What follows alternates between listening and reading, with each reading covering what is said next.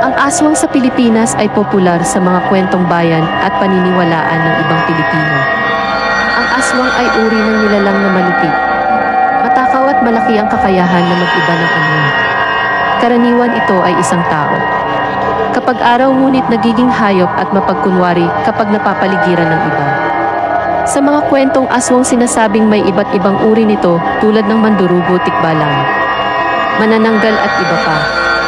Ang mandurugo ay isang aswang na nakakakuha ng dugo ng tao, habang ang tikbalang ay isang aswang na may kabayong katawan at ulo ng tao.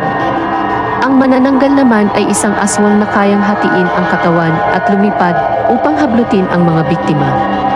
Ang mga aswang ay masasamang nilalang na kumakain ng dugo o laman ng mga tao, lalo na ang mga bata. Pinaniniwalaan din na ang mga aswang ay may kapangyarihang magdulot ng iba't ibang uri ng sakit o kapahamakan.